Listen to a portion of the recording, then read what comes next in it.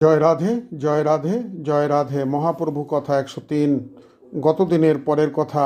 ব্রহ্মা বাছুরগুলি এবং বালকগণকে হরণ করার পর শ্রীকৃষ্ণ জানতে পারিলেন এই ব্রহ্মার কাজ।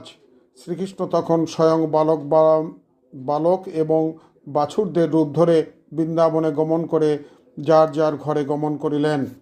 সেই খেলা 1 বছর চলিল। ব্রহ্মা দেখিতে পাইলেন বাছুর ও বালকেরা শ্রীকৃষ্ণের সাথে খেলা করিতেছেন। ব্রহ্মা যাহাদিগকে লুকাইয়া রাখিয়াছিলেন তাহারা ঠিক মহাশয়নেই আছেন। ব্রহ্মা এখন নিজেই ঠিক করতে পারিতেছেন না কোনটি আসল। কিছুক্ষণ পর দেখিলেন বৎস এবং বালকগণ এক একটি নারায়ণের মূর্তি। আবার দেখলেন সব বালকের মধ্যে নারায়ণ একটি বালকের মধ্যে বিলীন হইয়া গিয়াছেন। তখন শ্রীকৃষ্ণের চরণে দণ্ডবৎ হইয়া ব্রহ্মা স্তব করিতে লাগিলেন। সকল বালকগণ 1 বছর পর তাহাদের জননীদের কাছে ফিরিয়া সকল বর্ণনা করিলেন। ভগবান শ্রীকৃষ্ণ সকলের অন্তরের কথা জানেন।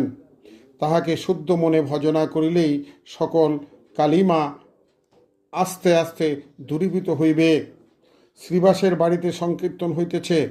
শ্রী গৌরাঙ্গ প্রভু সেখানে আছেন। মহা আনন্দে কীর্তন হচ্ছে।